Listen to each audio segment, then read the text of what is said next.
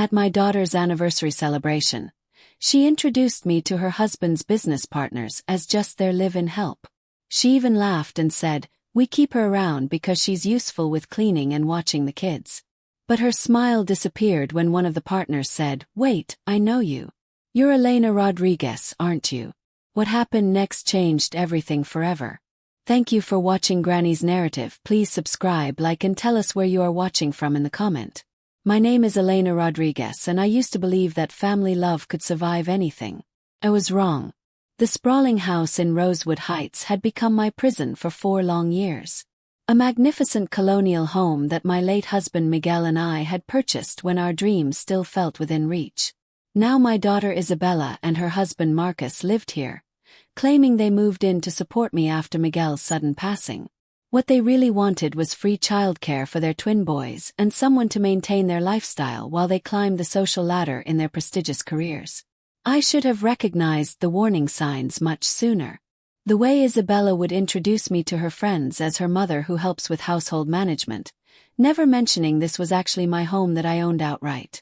The way Marcus would ask me to keep my personal belongings out of sight when his colleagues visited, as if my presence was somehow embarrassing. The way they would discuss household expenses in front of me, debating whether they could continue covering my groceries and medications as if I were some burden they had reluctantly taken on. But I remained silent. Heaven knows why I stayed quiet for so long. I stayed because I believed family bonds were unbreakable. Because I thought that if I just kept giving and sacrificing, they would eventually remember my worth. Because I was clinging to hope that my daughter would someday acknowledge everything I had done to build the life she now enjoyed. The morning of Isabella's 5th wedding anniversary dawned gray and drizzly, matching the heaviness in my heart. I had been awake since 4 in the morning preparing for their celebration. Homemade empanadas, perfectly seasoned paella, and a 3-layer vanilla cake decorated with fresh flowers from my garden. Isabella had insisted on hosting an elegant dinner for Marcus's law firm partners, demanding perfection while ensuring all credit for my efforts would go to her. "Mama, make sure the presentation is flawless tonight," Isabella said while scrolling through her phone over coffee. "Senior partner Harrison will be here with his wife, and this dinner could determine whether Marcus makes junior partner next year. Everything has to look sophisticated and effortless." I nodded with my usual compliance. "Course Mija. Everything will be beautiful for you." Marcus appeared in his expensive suit, already checking emails on his tablet. He barely glanced up as he spoke. "Elena, I've arranged for you to eat in the kitchen tonight. These are important people and we need to maintain a certain image. You understand?" Isabella didn't even look up from her phone when she added, "Oh, and please make sure the boys are bathed and in bed by 7. I don't want them interrupting adult conversation. Also, that floral arrangement in the foyer needs adjusting. It looks too homemade." I spent the entire day transforming rooms that were already immaculate, preparing elaborate dishes I wouldn't be permitted to share with guests, and listening to Isabella issue commands as if I were her employee. Marcus left early for the office, abandoning me to perfect every detail for his career advancement. By 6 o'clock, the house was transformed into something from a magazine. Crystal stemware sparkled under the chandelier that Miguel and I had selected during our 25th anniversary trip to Spain. The dining table was set with my grandmother's finest china, pieces that had traveled from Mexico with my family 3 generations ago. Fresh flowers filled every room, purchased with money from my own modest savings account. The guests began arriving at 7 sharp.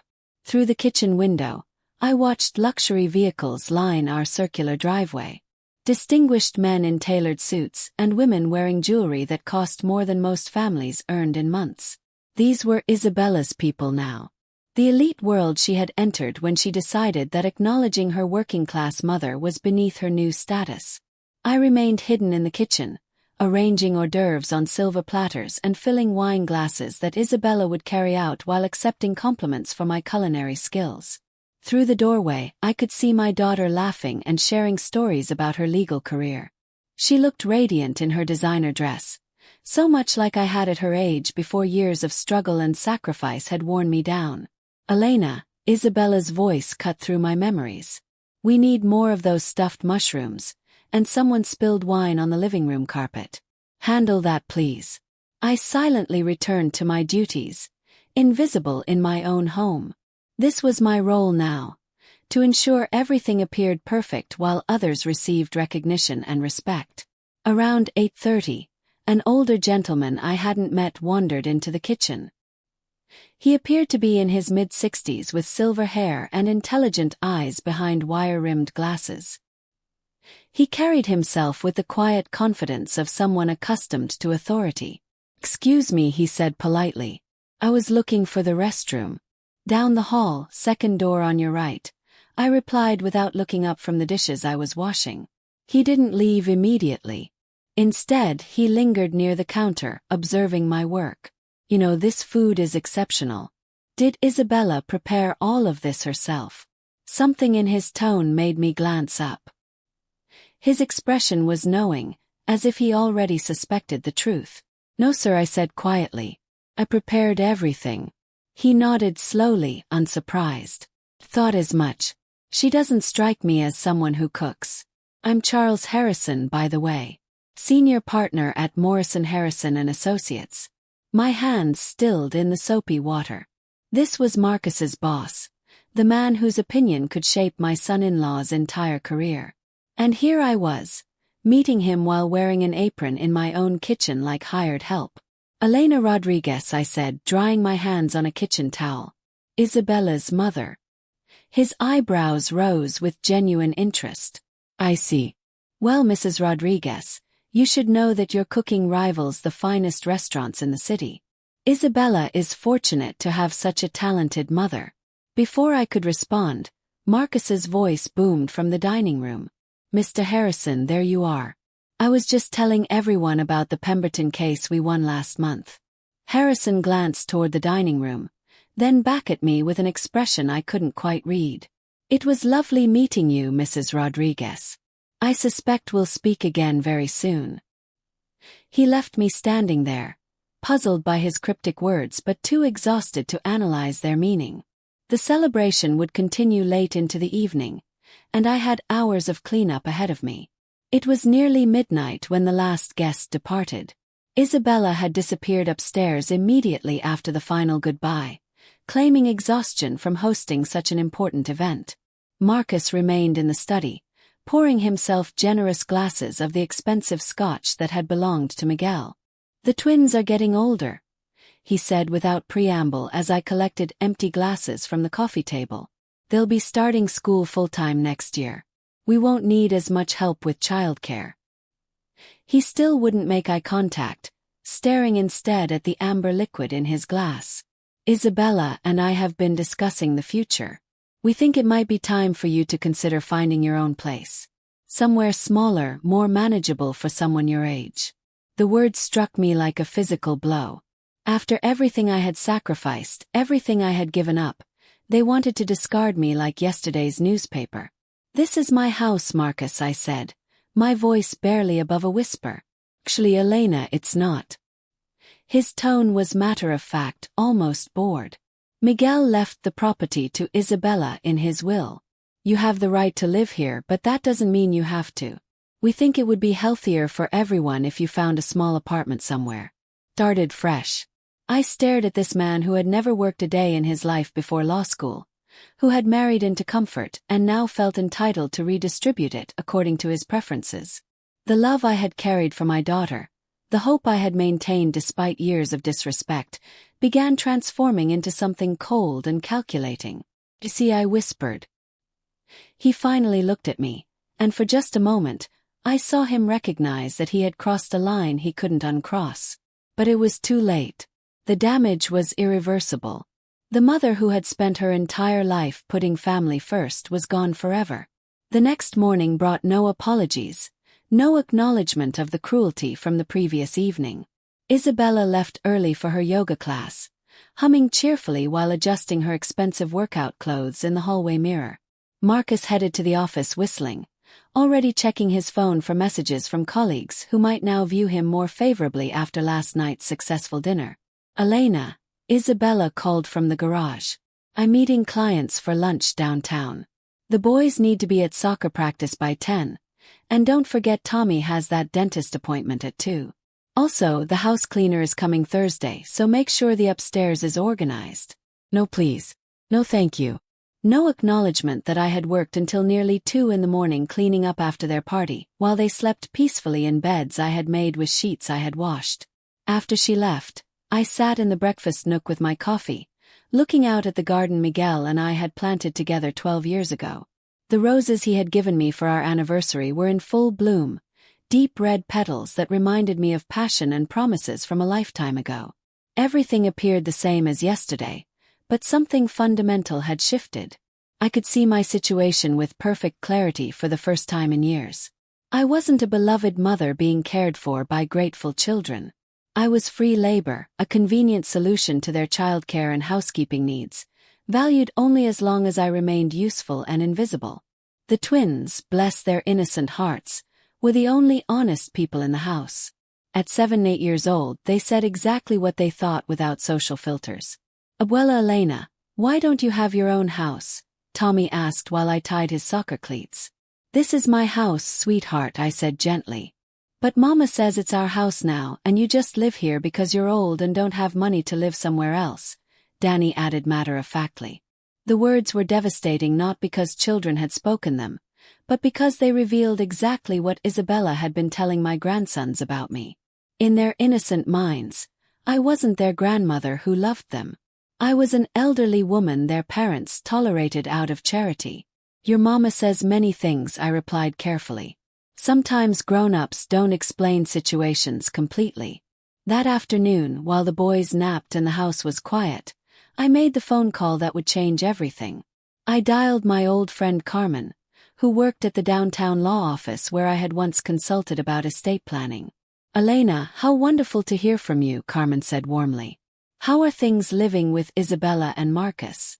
Actually, Carmen, that's why I'm calling. I need some information. Marcus claims that Miguel left this house to Isabella. Is that accurate? There was a long pause. Well, honey, the house was left to Isabella, but you have lifetime usage rights. She can't force you to leave, Elena. Did someone tell you otherwise? Marcus suggested it would be better if I found my own place. Carmen's voice turned sharp. That's his opinion, not the law.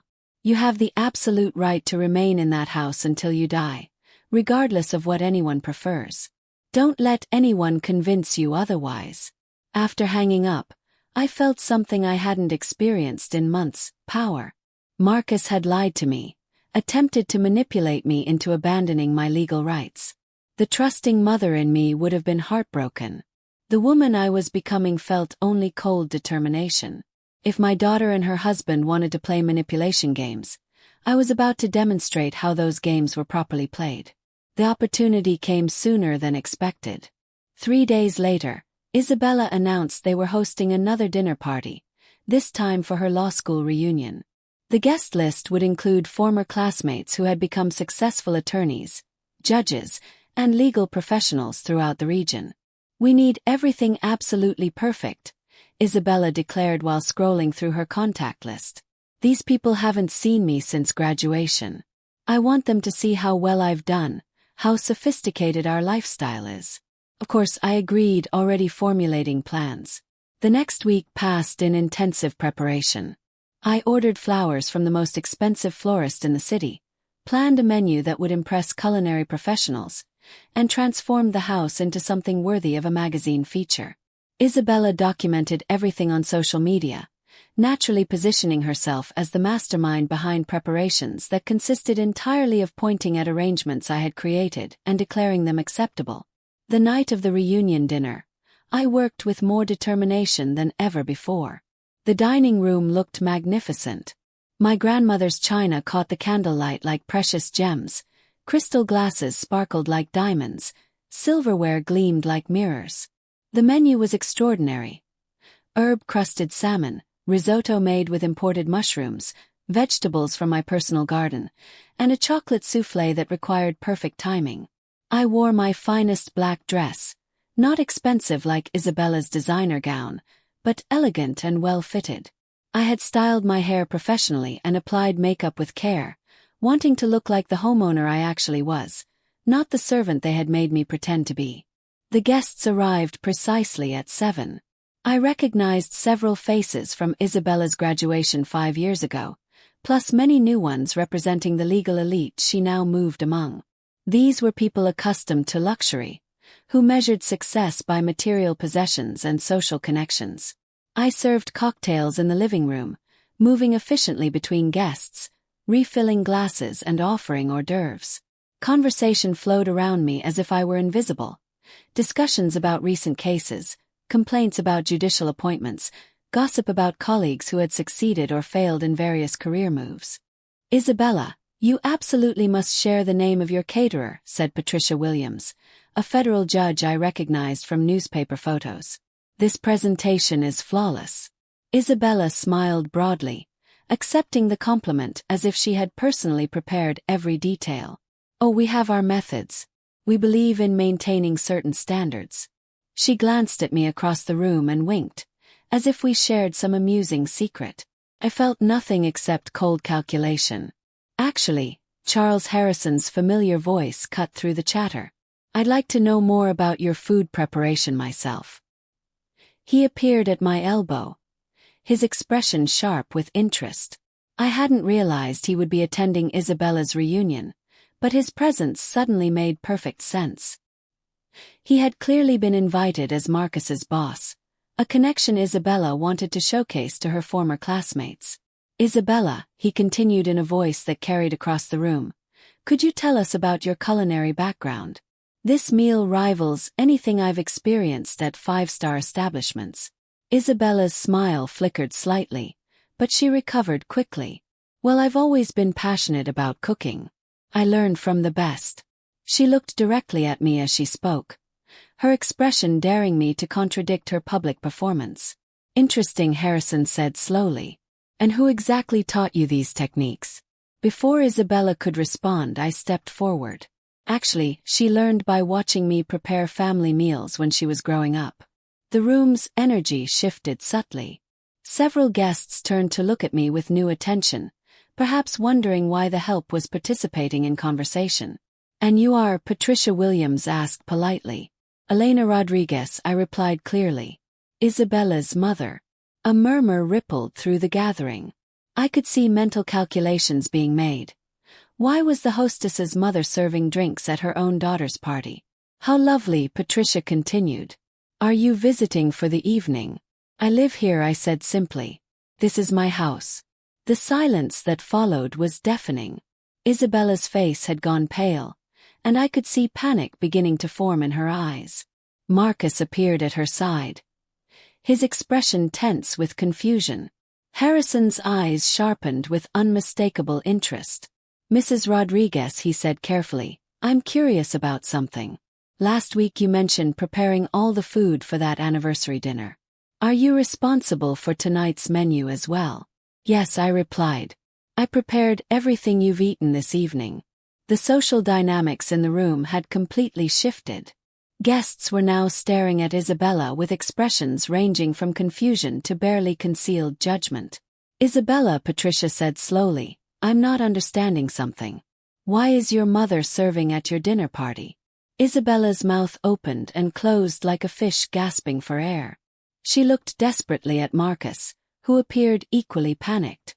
Finally, Marcus stepped forward with false confidence. "Well, Elena enjoys helping with entertaining. It gives her something to do." "Something to do," Harrison repeated, his voice dangerously quiet. "Yes," Isabella said, recovering some composure. "Mama likes staying busy.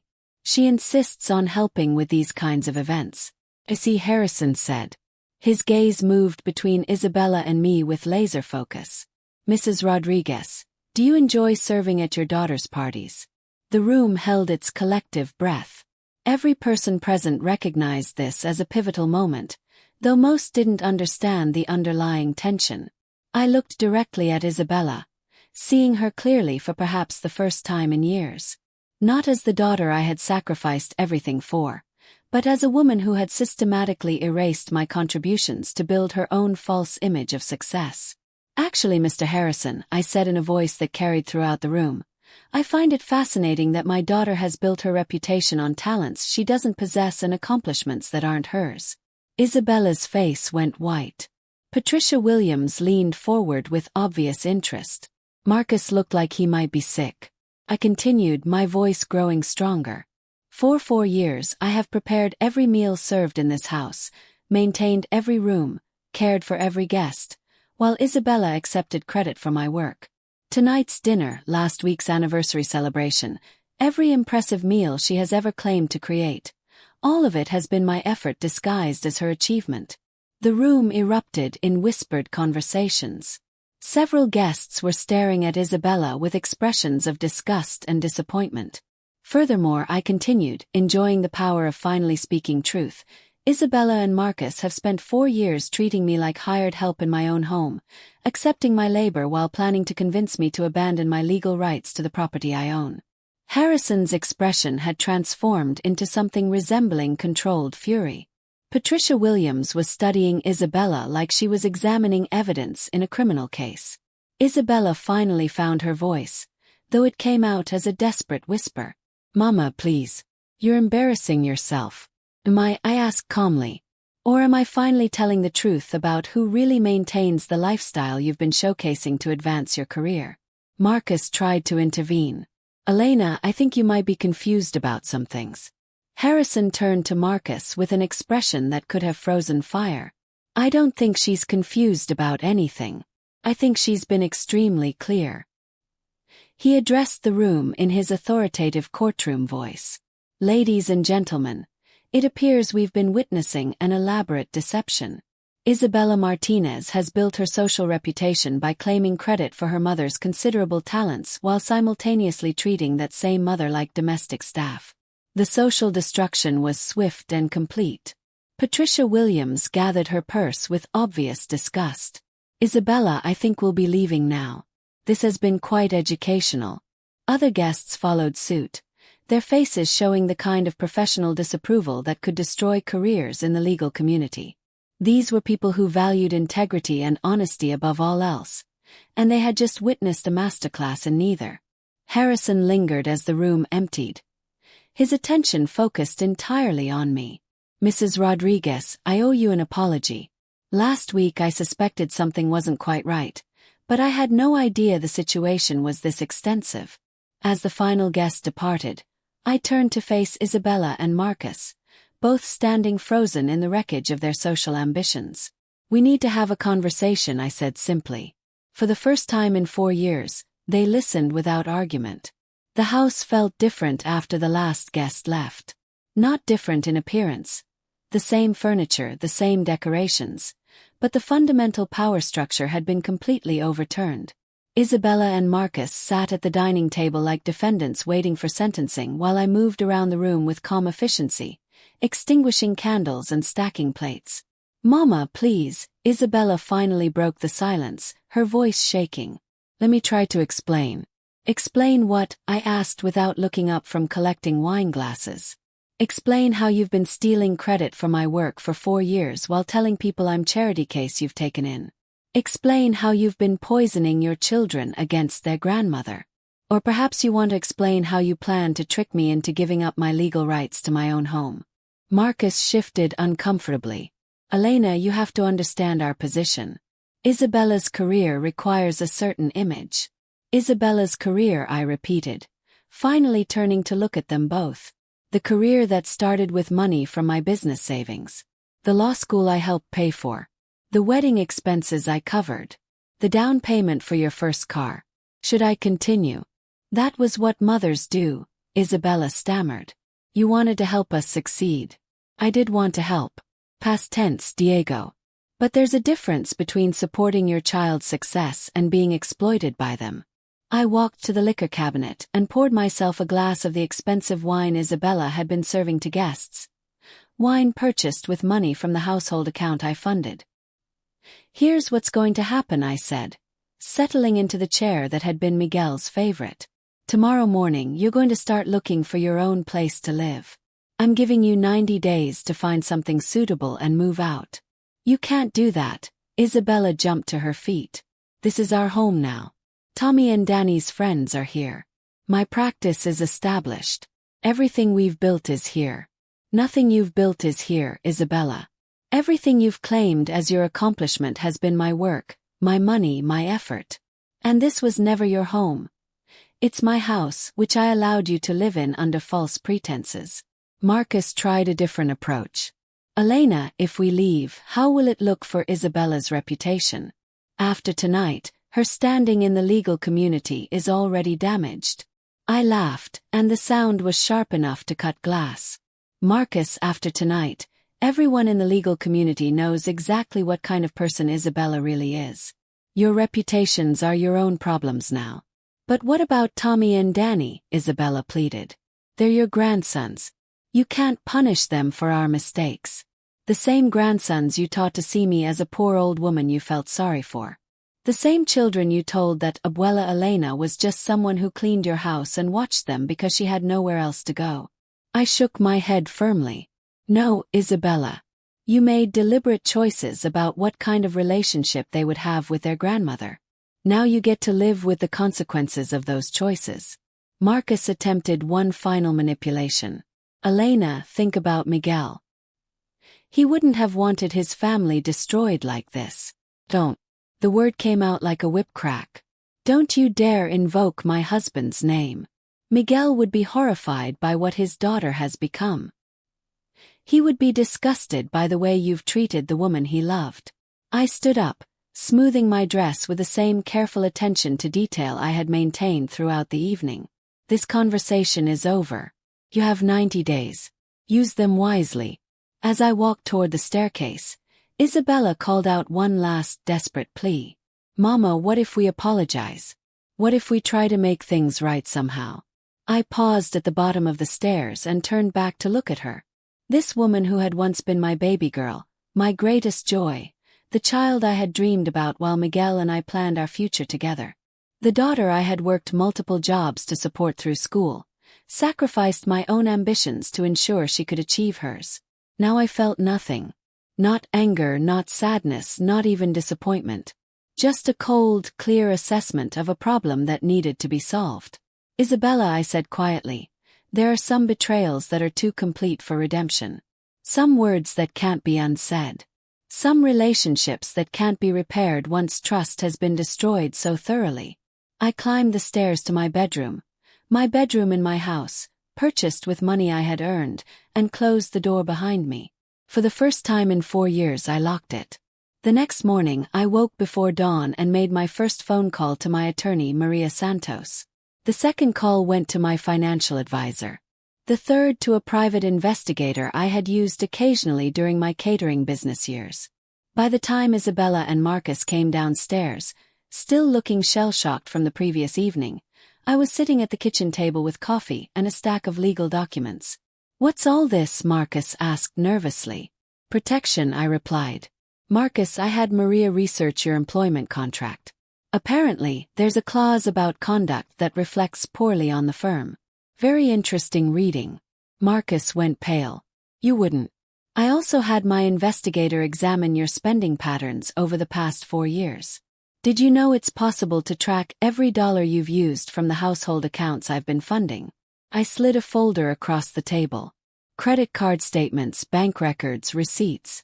$47,000 in the last year alone spent on everything from spa treatments to golf club memberships. All documented, all traceable, all legally questionable given our original arrangement about household expenses.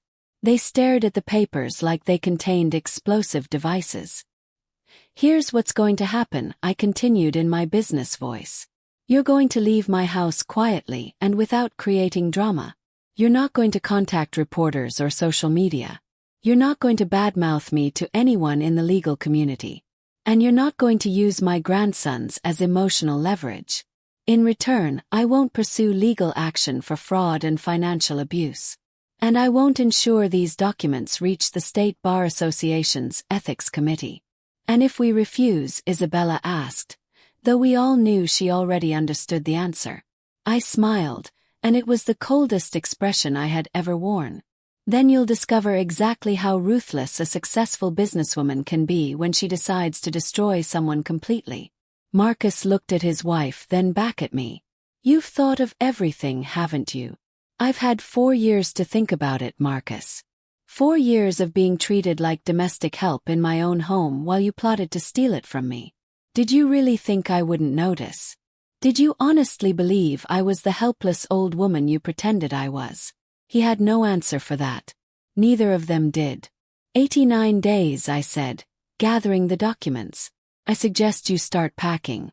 As I walked out of the kitchen, I heard Isabella begin to cry, soft, desperate sobs that might have moved me once upon a time when I still believed family bonds were sacred and love could overcome any betrayal.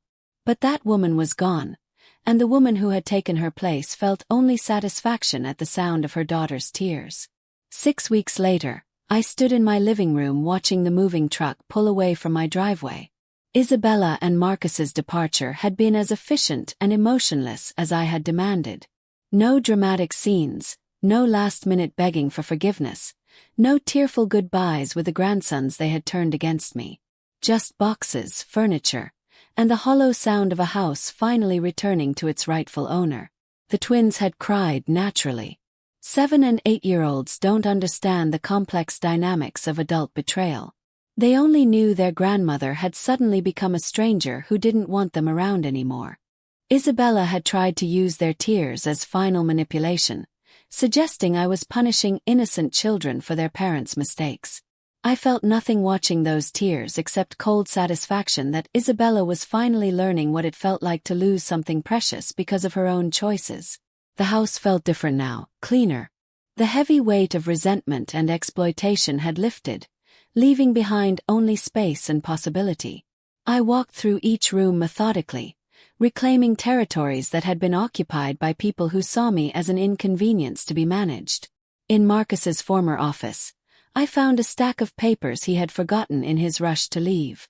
Bills, insurance forms, financial statements. The debris of a life lived beyond one's means.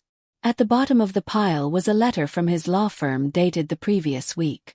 I opened it without hesitation. Privacy was a courtesy I no longer extended to people who had violated mine so completely. Dear Mr. Martinez, it began. Following recent events and their impact on firm morale and client relationships, we regret to inform you that your employment with Morrison Harrison and Associates has been terminated effective immediately. Perfect. Harrison had moved even faster than I had anticipated. My phone rang as I was feeding the letter to the fireplace flames. The caller ID showed an unfamiliar number, but I answered anyway. Mrs. Rodriguez, this is Jennifer Chen from Channel 7 News. We've heard some interesting stories about a dinner party incident involving prominent local attorneys. Would you be willing to comment? I don't give interviews, I replied calmly. However, you might want to speak with Charles Harrison from Morrison Harrison and Associates. I believe he has some fascinating perspectives on professional ethics and family values. After hanging up, I poured myself a glass of wine and settled into Miguel's favorite armchair. The local news would run the story. They always did when it involved wealthy families destroying themselves in public. By tomorrow, everyone in our city would know exactly what kind of people Isabella Martinez and her husband really were. The irony was exquisite. Isabella had been so worried about maintaining her professional image, so careful to project success and sophistication.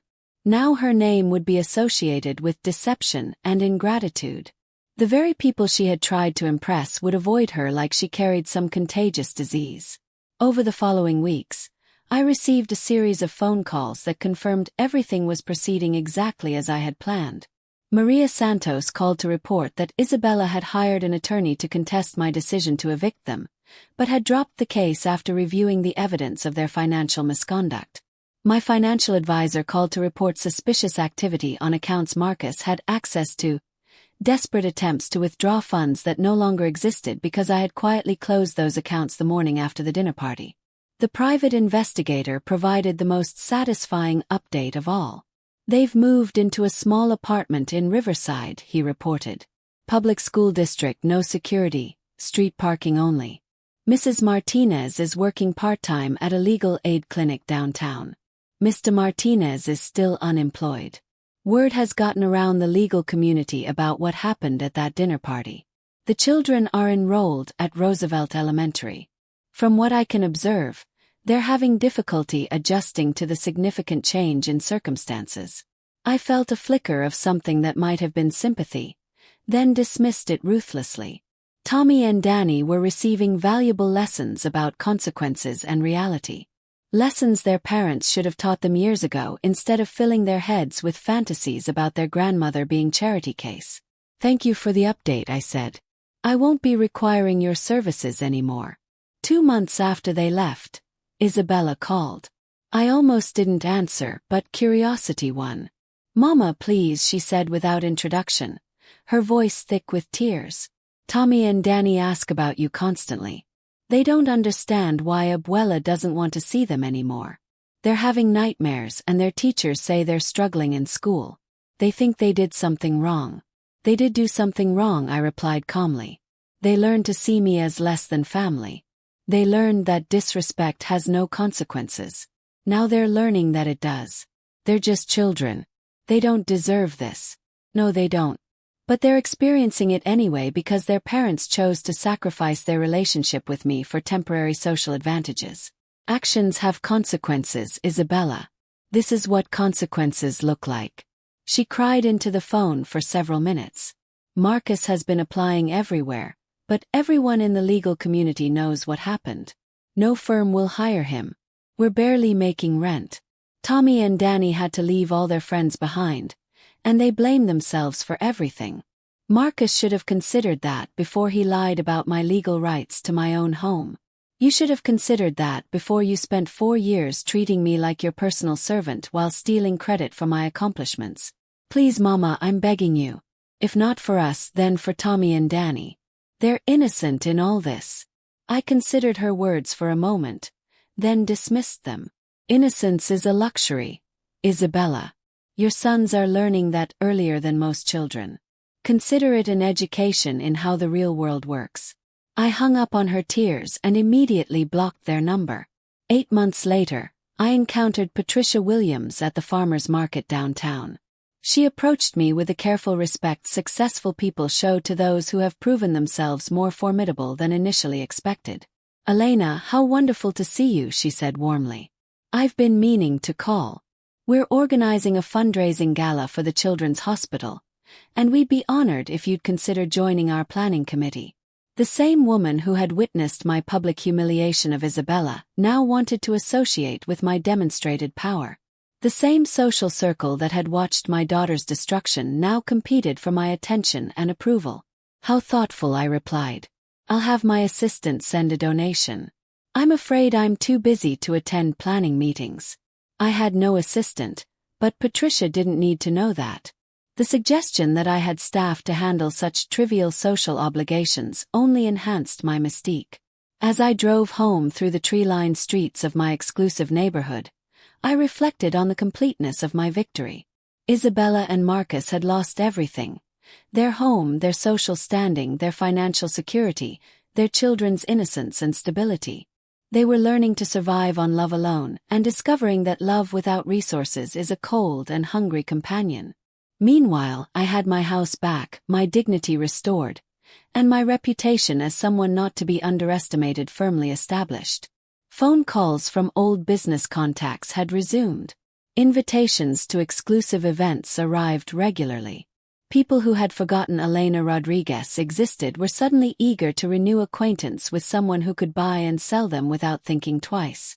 I pulled into my driveway and sat for a moment, looking at the house Miguel and I had chosen together 15 years ago. The roses were blooming magnificently, deep red petals that caught the evening sunlight like drops of captured fire. Beautiful and vibrant, just like justice served with perfect precision. Inside, I poured myself a glass of wine and raised it in a silent toast to Miguel's photograph on the mantelpiece. "They finally learned, mi amor," I said aloud. "They finally discovered what happens when you mistake kindness for weakness." The house was quiet around me. Not the tense silence of resentment and exploitation, but the peaceful quiet of a space that belonged entirely to me. No ungrateful daughter demanding forgiveness she hadn't earned. No grandsons who had been taught to see me as less than family. No son-in-law calculating how much of my wealth he could claim. Just me, my victory, and the deep satisfaction of knowing that sometimes the world does deliver perfect justice to those patient enough to wait for the right moment to claim it. Some people might call what I did harsh. They might argue that family should forgive, that love should triumph over pride, that grandmothers should put their grandchildren's needs above their own dignity. Those people have never been called hired help by their own daughter. They have never had their life's work dismissed as simple housekeeping. They have never watched their grandchildren learn to see them as servants rather than family. They have never discovered the cold, clear truth that some betrayals are too complete for redemption. I have learned that truth, and I am stronger for it. Freer. Finally completely myself again. If Isabella and Marcus and their children have learned that actions have consequences, that respect must be earned and maintained, that love without respect is worthless, then perhaps they have received the most valuable education of their lives. As for me, I sleep peacefully in my own house, surrounded by my own possessions, answerable to no one except myself. The roses Miguel planted still bloom in our garden. The photograph of our wedding day still smiles from the mantelpiece. The dreams we shared still live in every room of this house that belongs to me and me alone. And if that makes me a harsh woman, a cruel mother, an unforgiving grandmother, then so be it. I am Elena Rodriguez, and I am finally free.